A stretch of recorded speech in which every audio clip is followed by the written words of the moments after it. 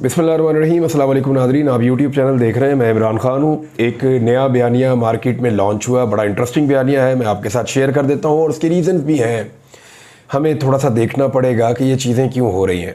देखिए, इमरान खान साहब के मुकदमात ख़त्म हो रहे हैं और ये एक दिन में ख़त्म नहीं हुए। रोज़ाना रिपोर्ट करते रहे, आज 2 मुकदमात ख़त्म हुए, आज एक ख़त्म हुआ, आज एक और अदालत से ज़मानत हो गई, आज एक और अदालत में एक और केस जो है वो ख़त्म हो गया। जब इमरान खान साहब को रोज़ाना की बुनियादों पर सज़ाएं दी जा रही थी तब बहुत सारे लोग नहीं बोले, लेकिन अब जब रोज़ाना एक आधा मुकदमा, जिसके ऊपर 200 मुकदमे होंगे, उसका रोज़ाना एक आधा ही ख़त्म होगा ना। कभी 2 ख़त्म हो जाएंगे, कभी 3 ख़त्म हो जाएंगे। भी मुकदमा ही इतने ज़्यादा हैं। पाकिस्तान में किसी लीडर के ऊपर तीसरा चौथा मुकदमा करना ही नहीं पड़ा।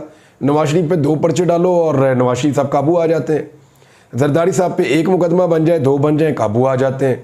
इमरान खान साहब क्योंकि सिस्टम में उस तरीके से वो नहीं थे जिस तरह बाकी लोग थे, और वो उस तरह एक्सपोज भी नहीं थे इमरान खान साहब, तो उनको काबू करने के लिए वो 200 के करीब पर्चे कर दिए गए, फिर भी वो काबू नहीं आए। अब जब ये पर्चे रोज़ाना की बुनियाद पर बन रहे थे, एक एक दिन में 10-10, 5-5 पर्चे बन रहे थे, तब किसी को एतराज़ नहीं हो रहा था। अब जब ये मेरिट के ऊपर ख़त्म हो रहे हैं तो लोग इसके ऊपर एतराज़ कर रहे हैं। अच्छा, एतराज़ तो एक और जगह पे एक नया बयानिया बनाना शुरू किया है कि इमरान खान कोई बहुत ज़ालिम आदमी था, जिस शख्स ने बड़ा जबर किया, बड़ी फस्तायत और बड़ा जुल्म किया पाकिस्तान पे। ख़ास तौर पे कुछ लोग बोल रहे हैं, और उनमें सबके नाम तो नहीं मैं ले सकता, 2-4 नाम मैं आपको बताता हूँ। इरफान सिद्दीकी साहब ने उनके ऊपर जो बीती पहले कई मरतबा वो बता चुके हैं, बल्कि एक दिन मैं और अरशद शरीफ साहब अपने मामलात को लेकर सेनेट की कायमा कमेटी में गए और वहाँ हमने बताया कि हमारे ऊपर क्या गुजर रही है। साबिर शाकिर साहब तो उस दिन रो पड़े थे, बताते हुए कि उनको किस तरह की धमकियां दी गई और किन हालात से वो गुजरे। वो ऑनलाइन सेशन में मौजूद थे बरतानिया से। तो इरफान सिद्दीकी साहब ने उस दिन भी कुछ बातें बताई थी, उससे पहले और उसके बाद में भी वो बताते रहे हैं, लेकिन अभी वो सारा कुछ इमरान खान पे डाल रहे हैं। गुलाल इस्माइल साहबा हैं, उनके वालिद गिरामी हैं, दीगर कुछ और लोग भी हैं, वो इस बयानिए में काम कर रहे हैं कि इमरान खान ने हम पर बहुत जुल्म किया, बड़े सितम किए, और किसी को भी अगर गिरफ़्तार किया जाए ना वैसे, और बेगुनाह गिरफ़्तार किया जाए या उसे गायब कर दिया जाए या इंसानी हुकूक की खिलाफ वर्जियाँ की जाएँ, तो ये इंतहाई काबिल मज़म्मत और गलत बात है।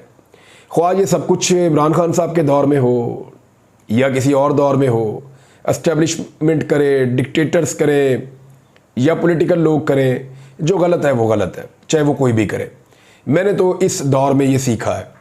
पिछले 2-2.5 साल में मैंने जितनी मार खाई है, 9 मरतबा तो मैं गिरफ़्तार हुआ, और तकरीबन 4.25 महीने तक, 4.5 पौने 5 महीने तक मुझे गायब कर दिया गया था। और जो हालत मेरी हुई है, बंदा सीखता है ना चीज़ों से, तो मैंने उसमें कुछ चीज़ें सीखी हैं और अल्लाह ताला बंदे को सिखाता भी है। मैंने ये सीखा कि भाई ये चीज़ें किसी सूरत भी जायज़ नहीं हो सकती। अगर किसी आदमी ने जुर्म भी किया है ना, तो आप उसके साथ इस तरीके से डील नहीं कर सकते, गैर इंसानी सलूक आप नहीं कर सकते।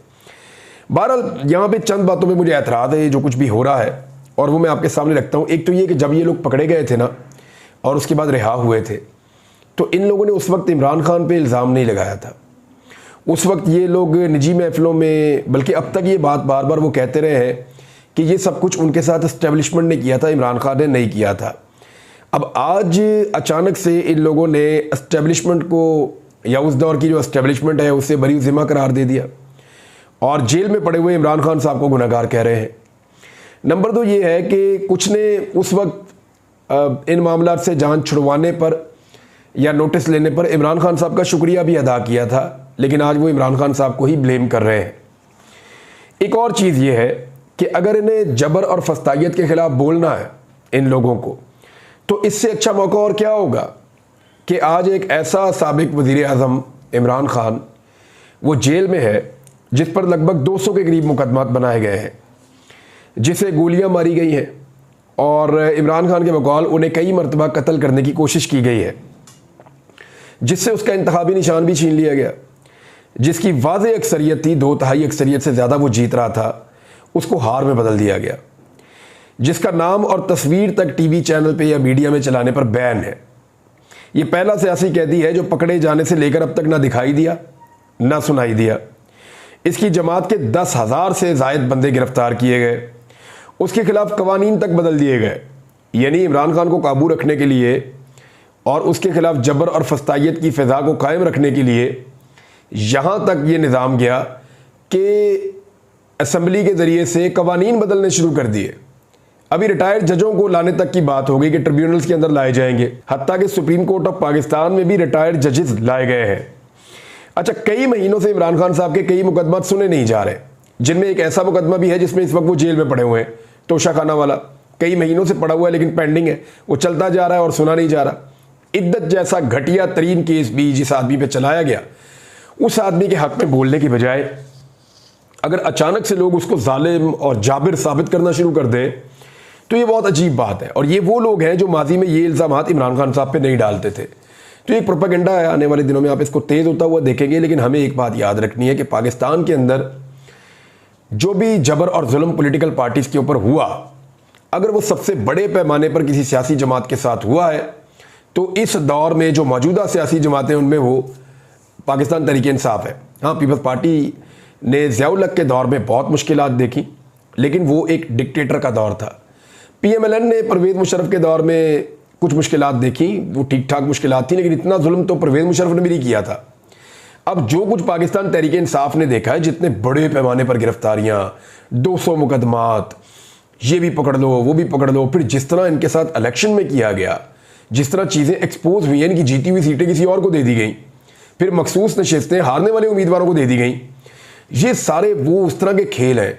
लेवल प्लेइंग फील्ड नहीं थी, फिर धांधली वाला केस नहीं सुना जा रहा। ये लेवल हमने आज तक नहीं देखा। पाकिस्तान में बहुत सारे साफी हमें मिलते हैं, वो लोग भी मिलते हैं जिन्होंने 70 के इलेक्शन भी कवर किए हुए हैं, 70-80 के भी। वो बड़ा खुल के कहते हैं, जिन्होंने ज़ियाउल हक का दौर भी देखा हुआ, सहाफ़त करते रहे। वो बुजुर्गवार आजकल ये फरमाते हैं, वो ये कहते हैं जी हमने बहुत कुछ देखा है इस मुल्क में, लेकिन इतनी तबाही कभी नहीं देखी हमने इलेक्शनों में धांधली देखी है, लेकिन इलेक्शनों में धांधलियाँ भी देखी हैं, जुड़लू भी देखे हैं, लेकिन इस तरह का जुल्म और फसाइयत हमने नहीं देखी कि पूरा का पूरा इलेक्शन ही बदल के कहीं से कहीं कुछ और कर दिया गया।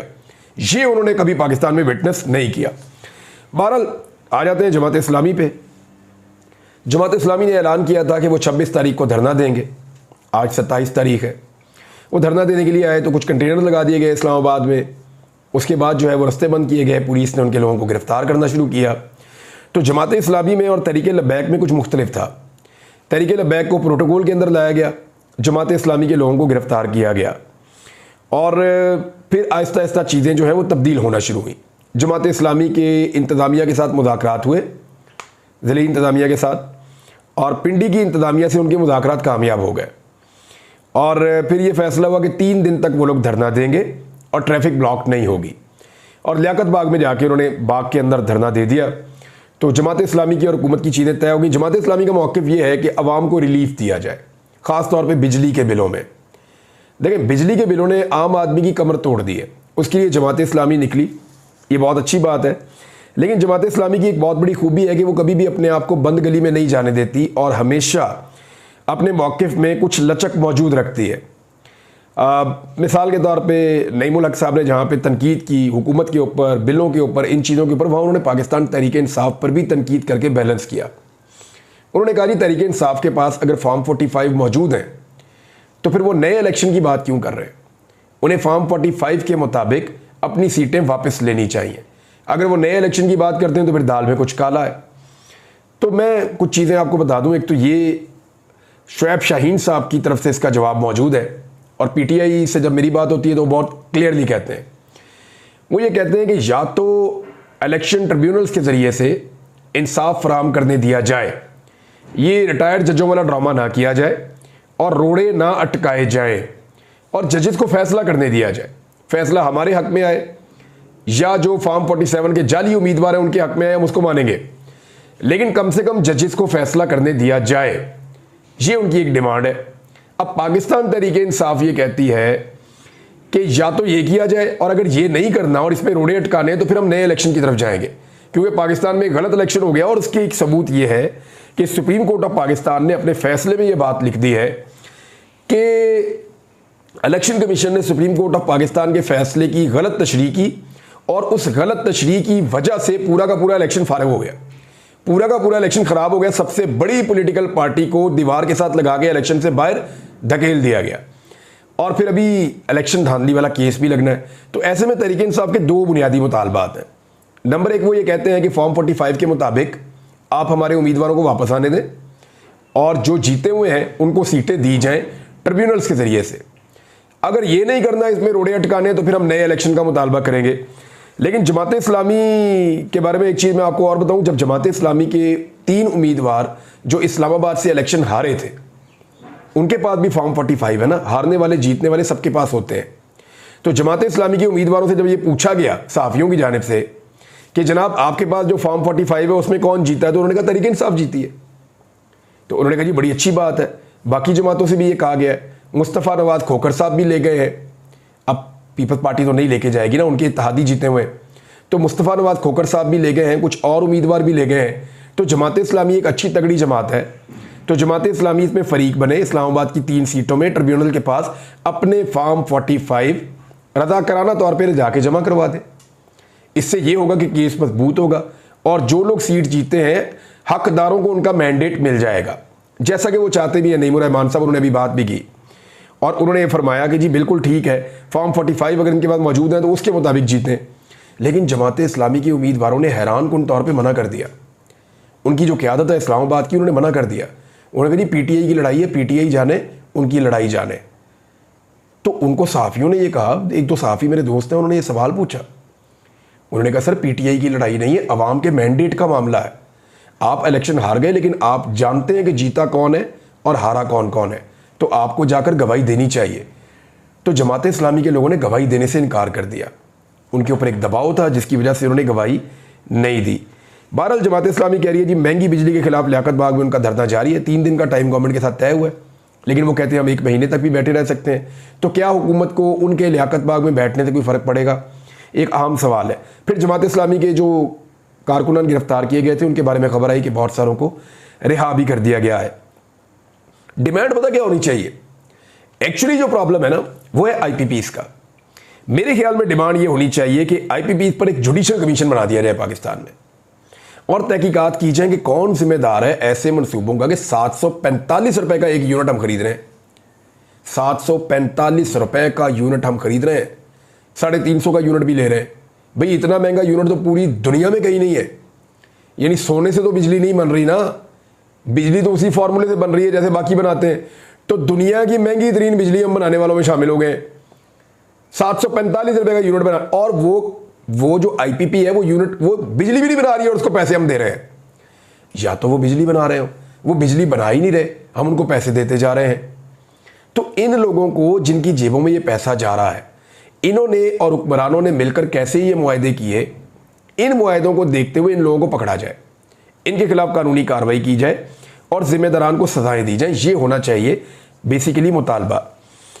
अभी हुकूमत जो है ना वो कामयाबी इसको नहीं समझती कि वो कर्जे उतार रही है, वो तो कामयाबी इसको समझती है कि जो कर्जे हमने चाइना को और सऊदीया को और बाकी मुल्कों को देने हैं ना, सिर्फ उनको देने के लिए हमें थोड़ा टाइम और मिल जाए।